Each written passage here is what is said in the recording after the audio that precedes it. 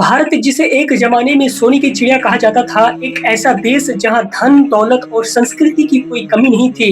लेकिन फिर कुछ ऐसा हुआ जिसे इस देश की तकदीर को हमेशा के लिए बदल दिया। फिर कर हजारों किलोमीटर दूर से आए अंग्रेज क्यों आए भारत?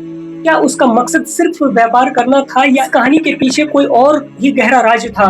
आइए जानते हैं आज के इस स्पेशल वीडियो में। शुरू होती है 16वीं सदी में। उस वक्त यूरोप में बहुत ज्यादा ठंडी होती थी और मीट को खराब होने से बचने और स्वादिष्ट बनाने के लिए मसालों की बहुत ज्यादा जरूरी थी, खास करके काली मिर्च। उस जमाने में भारत से मसाले पूरी दुनिया में मशहूर थे, लेकिन यूरोप तक ये मसाले सीधे नहीं पहुंचते थे।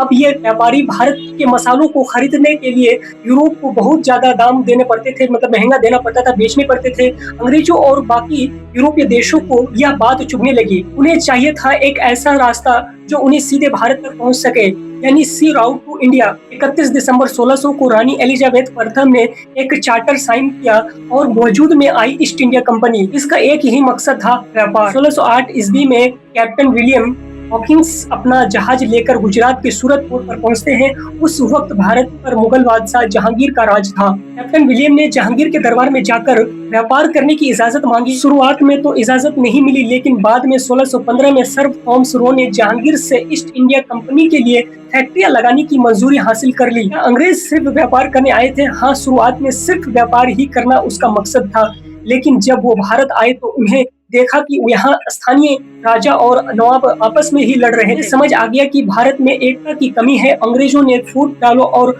राज करो, यानी डिवाइड एंड रूल की नीति अपनाई। 1757 में हुई प्लासी की लड़ाई ने सब कुछ बदल दिया। सिराजुद्दौला को हराकर अंग्रेजों ने बंगाल पर अपना कब्जा जमा लिया। यहाँ ईस्ट इंडिया कंपनी की एक व्यापारिक कंपनी से बदलकर शासन बन गई। अगर यह वीडियो अच्छी लगी तो लाइक जरूर करें, कमेंट में बताएं कि आपको कौन से हिस्सा सबसे अच्छा लगा और इस चैनल को सब्सक्राइब जरूर कीजिएगा। धन्यवाद।